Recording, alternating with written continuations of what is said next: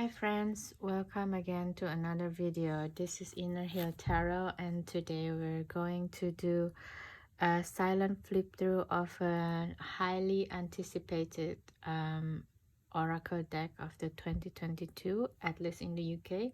It's the Herbal Astrology Oracle by Adriana Ayales. Yeah, and it's a mass market deck actually, and it's sold in a lot of websites and the online retailers, I think. And I don't know if you're in the US, but in the UK the release date of this oracle deck has been put off and put off and put off from the Hay House. I don't know what is going on, but at last it came.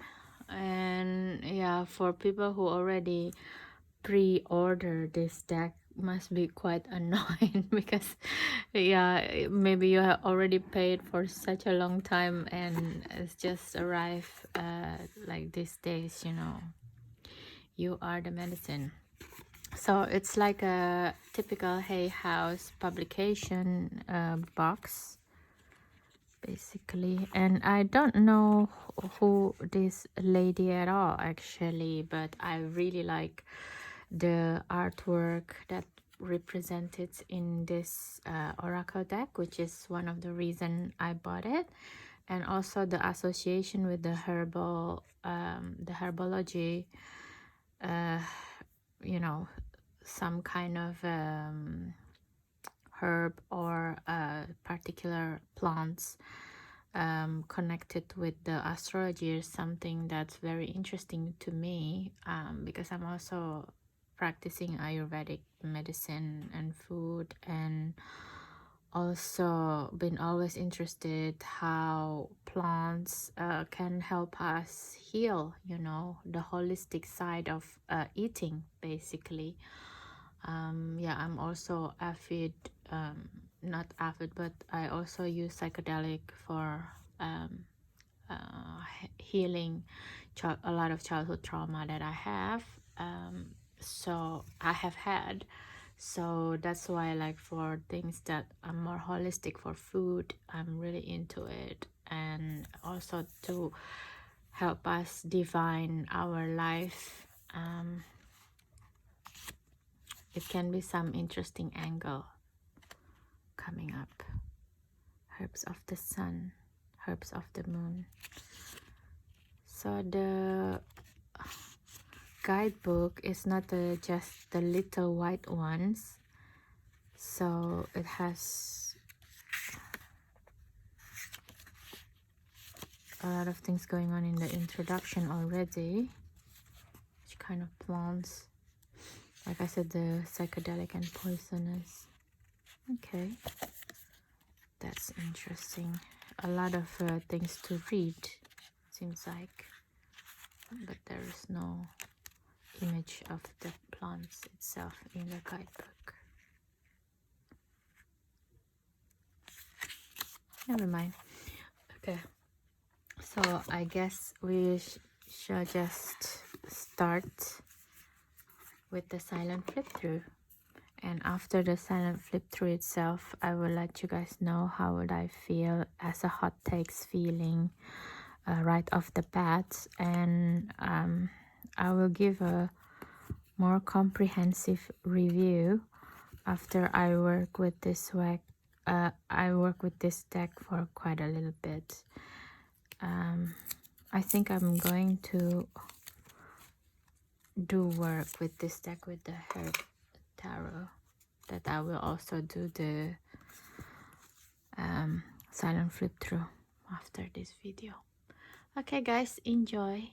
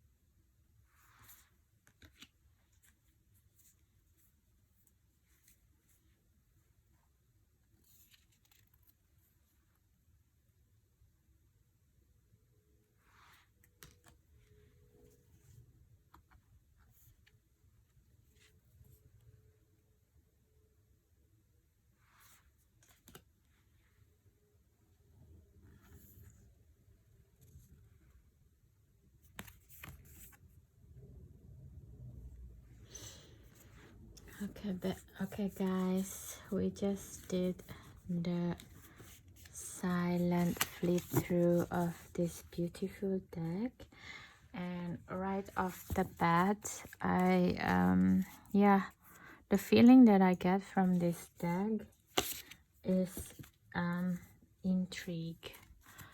Let's just say that, intrigue. Yes. So what about the physicality of the deck itself? I think the deck itself physically is not the strongest deck, if I may say. It feels a bit flimsy, but I'm probably being very anal here and compare a lot to other indie deck, which is unfair actually. Yeah, but it seems like it doesn't hold if you're going to reverse shuffle it, if you know what I mean. So I think there should be another type method of shuffling you can use if you want to use it, and take care of the edges to not breaking them, you know. Definitely not with like crazy long nails, probably, I don't know. But right off the bat, also what I notice is how closely linked it seems like the scene of the scenery and the name of the plants that it feature with the planetary significance, what kind of energy that this particular plant bring, for example. And it's quite interesting for me because also, for example, the calendula is pure sun energy according to this deck, right? And also St. John's wort. And then we go to two different planets between sun and, is this Mercury? I have to check. But yeah, there's like a lot of planetary signs within the deck, which is, to me, is quite, it feels quite significant, and it's quite it's quite significant, and like we kind of have to know as a reader kind of thing. Yeah, it's Mercury. What kind of energy that you want to impart, you know. It's very interesting. For example, like this Blue Lotus Nelumbo, right? This is the a type of psychedelic substance that the ancient Egyptian used a lot, actually, for their divination and their consciousness expansion method. They use a lot of this Blue Lotus, but I never thought to associate it with sun and moon together, so I guess I have to read more about this, right? And also, outside of the plants for just food association, like what I learned from Ayurvedic, a lot of these plants and planets association is a very psychedelic kind of plants, you know. So it's very consciousness expansion. For example, sage is for space clearing, so it's also already as well something has to do with the spirituality, not necessarily for consumption. I don't know what is Podiarco, if I say it correctly, is, so I have to check it out. So yeah, and like Babinsana, for example, it's a type of plants also that one of the concoction that being used in ayahuasca concoction, basically, you know. So to have it in the planetary rule of this plant is Moon and Neptune, if I'm not wrong. It's very interesting because yeah, there is certain kind of expansion in the emotion in here, and the part of emotion that unknown or something to make the time and space melting. Yeah, let me just see how many category can we do. So mugwort we can eat as well a little bit. I don't know what is that meaning is. And I felt rose, the rose that depicted here is a bit weird. I don't know if this plant is actually the rose that we normally have. There's a certain different kind of rose actually, at least in England. I don't know in other place in the world, but this is normally not the type of rose that being depicted, if you know what I mean. I have to read the guidebook for this. So yeah, hibiscus is not for consumption for sure. It's for emotions.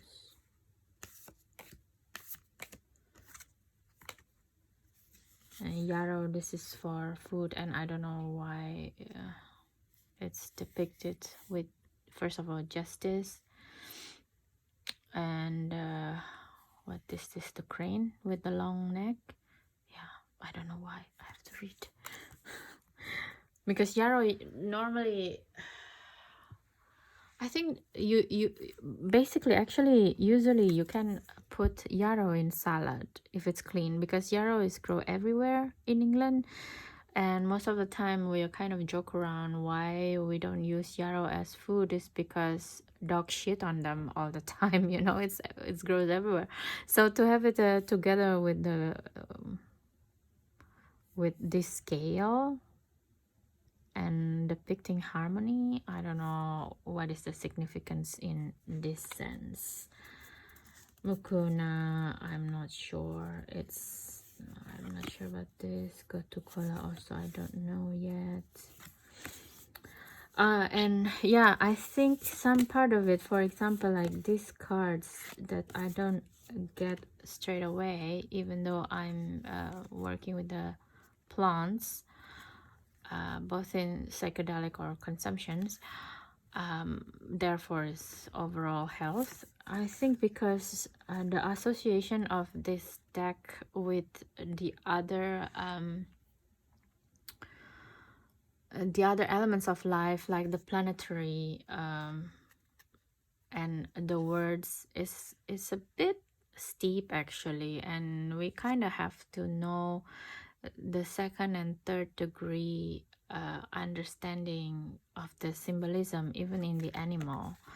You know, for example, this tulsi, when I see it, it's like, yeah, it makes sense, wealth, you know. With the Mercury and Jupiter, it's expansion in how you communicate, right? That can bring you more wealth.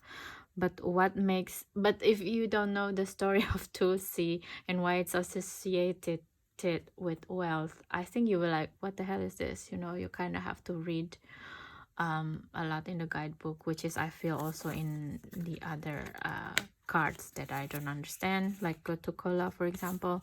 So with the Tulsi, with the wealth, is more like the peacock is the symbolism of Krishna. Krishna is one of the avatar of the Hindu god in the Hindu pantheon, which is Vishnu.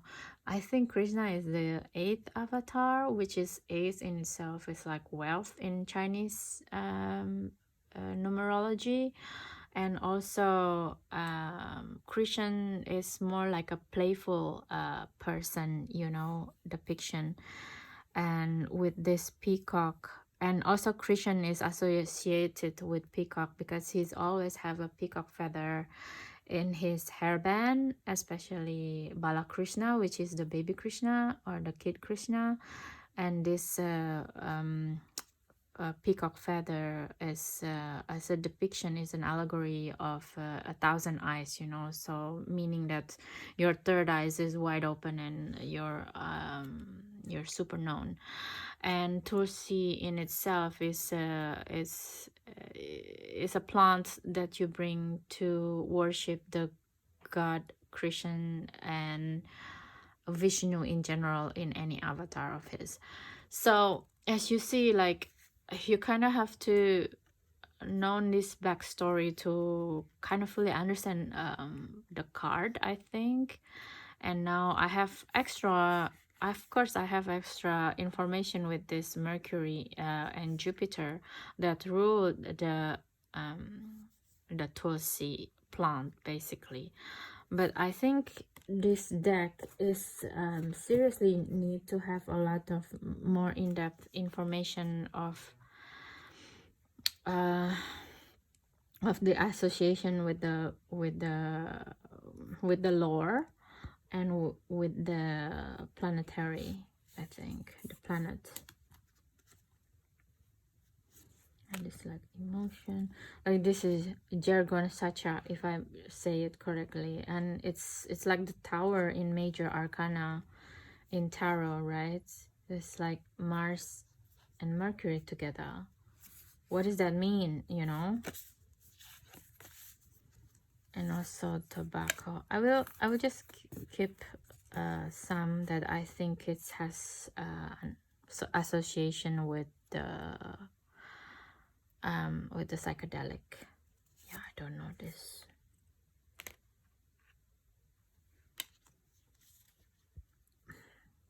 Like the cordyceps, it even have like 3 different planet association, you know? I don't know if it's clear enough. Yeah, it's as a plant that half animal and half plant, this being cordyceps is very interesting actually. Yeah, yeah. I will reveal more in a review, otherwise it will be another hour-long video. Links.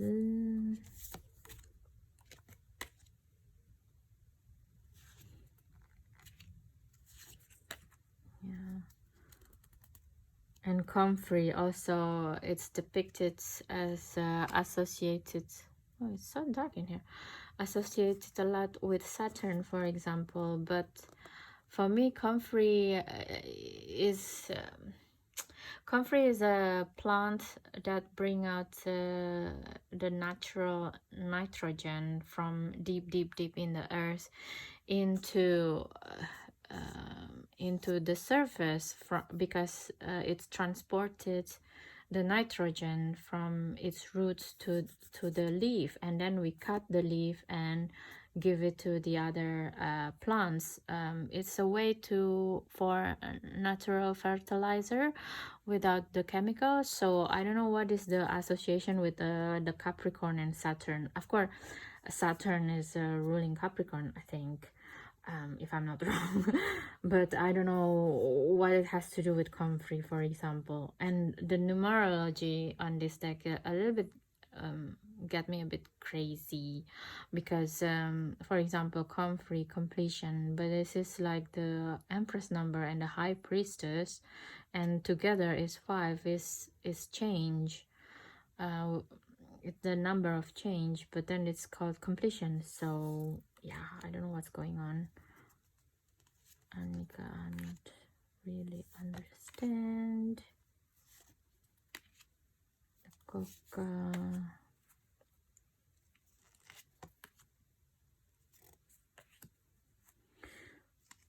Yeah, like ginkgo also. I mean, I'm not sure with ginkgo with the breakthrough, because maybe because ginkgo is something has to do with the brain, you know. It's a plant that can help your brain to reheal itself. So maybe I will have to work with it. And the ginseng as magician with number 40 really got me crazy. Because how can you put a magician in number 40, you know? For 0. Maybe I'm wrong, maybe because I don't know what's going on. It's all possible. I have to read the guidebook for sure to work with this deck. Maybe there's a lot of things that I don't understand, and it's different between reality, how to connect with reality as we know it in the term of plants, maybe, you know. But so far I don't really get it. And this angel trumpets as death, datura. Angel's trumpet is a datura, and the death is like number 13 normally, right? And 4 and 6 is both is it's like a choice to be settled down kind of thing, or be very stable. So yeah, I don't understand with the numerology associating with death, and also even the symbolism of um, Mercury in Mars. Mercury with Mars, it means death. I don't. Okay, I have to really learn from the guidebook. Understand this. Kapha Kapha community. Yeah, of course. Psilocybin, ayahuasca. And ayahuasca itself, it's very interesting depiction, if I may say. Yeah, because ayahuasca itself is actually a bunch of a lot of things, right? A bunch of different plants concocted together. And to have it as a Mercury with Jupiter and Neptune. Yeah, it's a planet expansion, isn't it? Expanding consciousness in communication. Yeah, you see, I mean, you kind of have to understand the lore, the symbology to understand the card, I think. Yeah. Then the lion as a wounded healer. I mean, a lot of people say then the lion is the plant of Hecate. So to have it in with Chiron and Jupiter with the Sagittarius as a wounded healer. I mean, yeah, Chiron is a sage, isn't it? Literally. And we have Metatron cube here. So many. It's quite wealth with symbolism, you guys. This deck. I have to really integrate a lot of things, and it's like the flower of life also. Interesting. Okay. Ashwagandha with purpose and North Northern Moon. Yeah. And the Palo Santo. So okay, so that is my hot takes for this deck. And very fast hot take. I think I will have to actually really read the guidebook and see what's going on. I mean, the amount of the psychedelic plants featured in this deck is quite nice actually. 1, 2, 3, 4, 5, 6, 7, 8, 9, 10, 11, 12. So it's not bad for how many deck is this? It's a 55 card. So a fifth of it is psychedelic psychoactive plants, which is quite refreshing to see. And it's not just, you know, like the hashish, ganja, and coca leaf, for example, the cannabis and tobacco, but it's also talk about the blue lotus, for example, that I think it's rarely known. It's in bobinsana as well. So yeah, it has promise, and I will work with this deck and write some more not write, but make a video or more in-depth review of this deck. So thank you so much, guys. If you're someone who keep coming back to my little channel at this point and been liking the video, been watching it all the way through, I really appreciate you guys, because that's the only way actually to help my channel without without sending me more fun or something like this. It's really connecting with my channel and giving me your time. And I hope my video benefited you in case you also want to work with this deck, because it's quite new, so I don't think people want to sell it yet. So yeah, let me know if this benefits you. Leave a comment, share it, subscribe to my channel, and I guess I'll see you again in a different video. And have a nice day and night anytime you watch this video. Bye.